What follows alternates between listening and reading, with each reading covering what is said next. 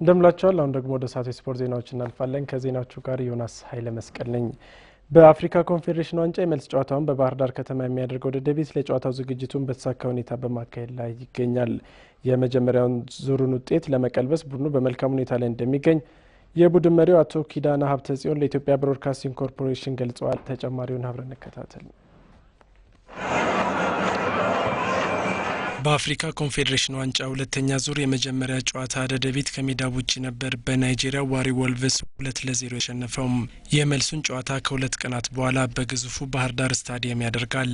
ለዚህ ጨዋታ ዝግጅቱን አጠናክሮ የቀጠለው ደደቢት በባህር ዳር ከተማ ይገኛል። የቡድኑ አባላት በጥሩ መንፈስ ለወሳኙ ጨዋታ በመዘጋጀት ላይ መሆናቸውን የቡድን መሪው ኪዳነ ሀብተጽዮን ለኢትዮጵያ ብሮድካስቲንግ ኮርፖሬሽን በስልክ በሰጡት ቃል ገልጸዋል።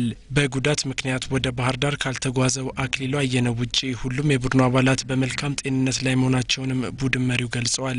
ክለቡ በባህር ዳር ከተማ ጨዋታውን ከማድረጉ በፊት ልዩ ልዩ ዝግጅቶችን እያደረገ ሲሆን የክለቡ አርማዎች፣ መለያዎችና ሌሎች ቁሳቁሶች ለሽያጭ የሚቀርቡበት ባዛር መዘጋጀቱንና ከመጀመሪያው የባህር ዳር ጨዋታ የተሻለ ድባብ በባህር ዳር ስታዲየም ለመፍጠር ዝግጅቱን አጠናክሮ መቀጠሉን ነው የቡድን መሪው ኪዳን የገለጹት።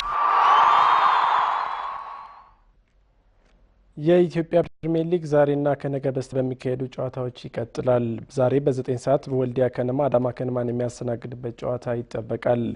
በ15 ሳምንታት ከአንድ ጨዋታ ውጪ ማሸነፍ ያልቻለው ወልዲያ ከነማ ዛሬ በ16ኛው መርሃ ግብር የአምና ኢትዮጵያ ብሔራዊ ሊግ የፍጻሜ ተፋላሚው አዳማ ከነማን ነው የሚያስተናግደው። የሁለቱ ክለቦች ግንኙነት ወልዲያ ከነማ አዳማን እስካሁን አሸንፎት አያውቅም። በ20 ነጥብ 9ኛ ደረጃ ላይ የሚገኘው አዳማ ከነማ ዛሬ ማሸነፍ ከቻለ 3 ደረጃዎችን በማሻሻል 6ኛ ላይ የሚቀመጥ ይሆናል። ደደቢት ከሐዋሳ ከነማ የነበራቸው ጨዋታ በደደቢት የኮንፌዴሬሽን ካፕ ጨዋታ ምክንያት ለሌላ ጊዜ ተላልፏል።